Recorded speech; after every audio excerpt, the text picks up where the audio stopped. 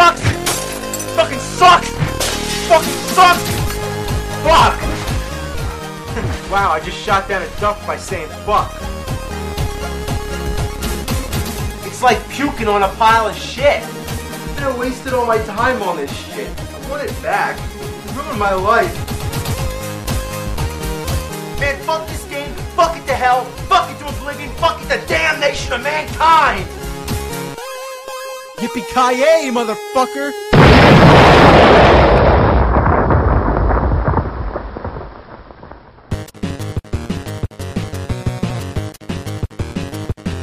The Magnavox Odyssey was released in 1972, making it the world's first home video game console. So when it comes to going back to the past, you can't go back much more than this. Look at this thing. Looks like a spaceship. What's the top for? The controllers are even stranger. You get a reset button and two knobs on the sides. One to move vertical and one to move horizontal. And then one more to do God knows what. But tell me, how are you supposed to hold these things? Or do you just put them on a table? The wires are bulky and not flexible at all. They're short too. If you're sitting on your couch, the wires don't reach. However, the wire that connects the console to the TV is long as shit.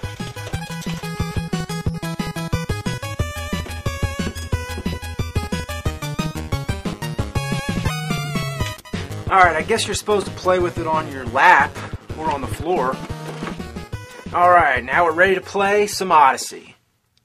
Oh, of course, I forgot one thing. We need a game. These are the games.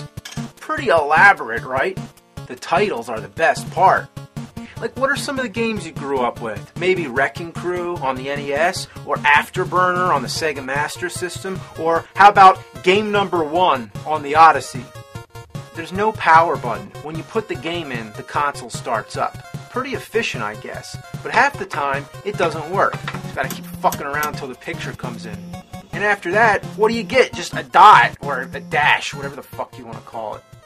The only thing we need now is someone to play with. Sorry, but these are two-player games, so I really don't have much of a choice. Alright, come on out. This is the Nerdy Turd. I cloned him from my own shit. Alright, Nerdy Turd. You ready to play some Odyssey? Bet your ass you are.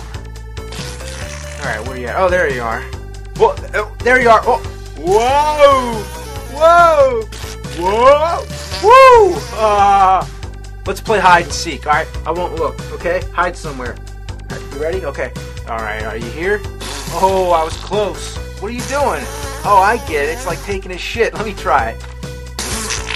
Oh! Let's both do it. Like, go with me. So it's like the shit's getting thinner as it comes out. Oh, it broke off. Let's make a popsicle. Yeah, it's a popsicle. You're raping me. You're raping me.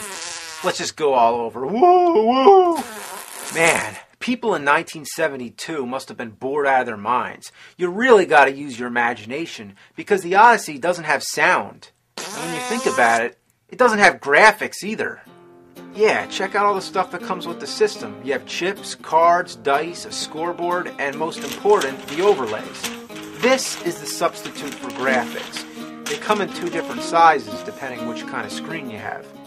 The games themselves are all the same thing, just two dots on the screen, but they're all programmed slightly different. The instruction manual is absolutely imperative because without it, you wouldn't know the right combination, which game and which overlay.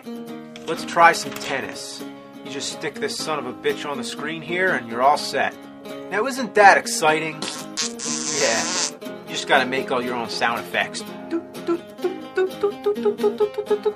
You can cheat too. If you turn this little knob here, you can steer the ball. Yeah, that's not fair, is it? We're playing dirty now, motherfucker. When in a tennis game would the ball ever fly around somebody?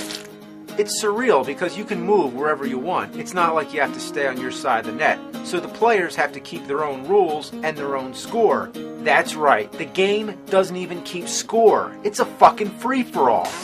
Now let's try the skiing game. All you do is move the light through the slopes. And with these controllers, it's harder than it looks. The only goal is to stay in the lines and see how fast you can get to the end. It's up to the other player to keep time. Now that is what you call A desperate attempt at a video game. Now we have Simon Says. You just do what the card says and see who gets there first. Simon says go to the wrist. Simon says go to the pet's ear. Now this is some A-class entertainment. Look, it's the dog's tongue. Oh look, he's got a nuclear boner. Nuclear boner! She's giving birth to a solar baby. Here it comes. It's time for football. And all I can say about this one is that for the first football game on a home video game console, it's fucking horrible. There's a board, a football marker, and pages of instructions to explain it all. You gotta do all kinds of math, calculate the wind and shit. So, the hell with that.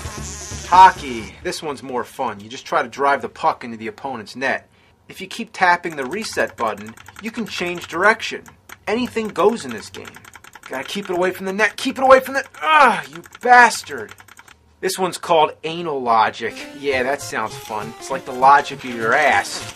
It's supposed to take place in outer space. You each start on your own planet. I guess maybe your anus and my anus. The idea is to get to the other player's planet by following a pattern of numbers. You figure out the patterns by adding the numbers of the last player's move into some fucking math equation. It might sound like a complete waste of time, but that's because it is. Cat and mouse. In this game, one player's the cat and the other player's the mouse. The cat tries to catch the mouse and the mouse tries to get to the hole. The blue squares are supposed to be furniture, so you have to go around. But there's nothing preventing you from passing through, so naturally both players are going to end up cheating. Besides, why can't the furniture look like furniture and the hole look like a hole?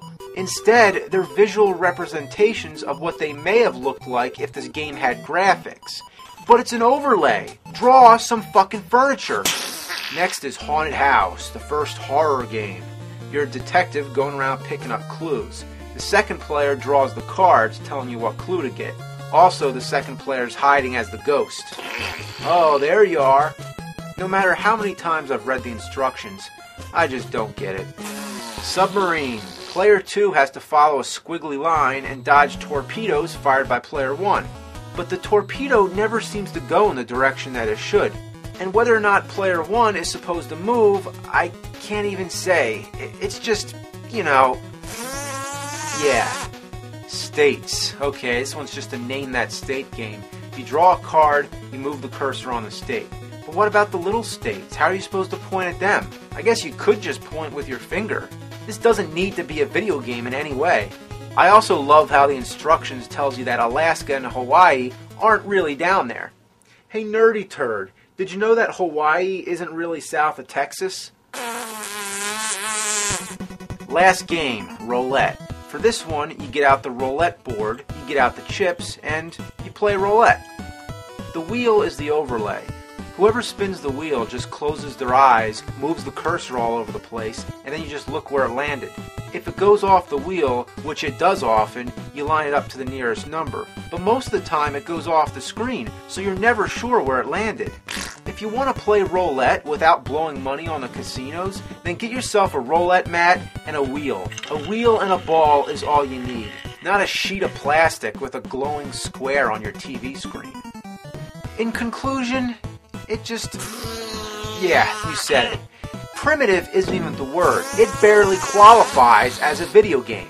Master Shake would say, it's like if I want to play Tetris, I draw it on a flip book and animate it. You might as well be playing with rocks. But to be fair, the Odyssey lived up to its name, an Odyssey being a long and eventful journey. It truly was. For the first video game console, we went skiing, played tennis, went around the world, went to the casinos, went to outer space, submarines, cats and mice, and a haunted house. But there's one thing that makes it badass. Check this out. This is the Odyssey gun. But let's talk about guns. You're all familiar with the Nintendo Zapper, right? Originally it was gray, but later they changed it to orange. It's pretty clear that video game and toy manufacturers have become more sensitive. They don't want to give kids something that looks like a gun. Remember Megatron? He transformed into a gun, but later they gave that orange tip at the end, and then he didn't even change into a gun at all. So now, let's see what the Odyssey gun looks like.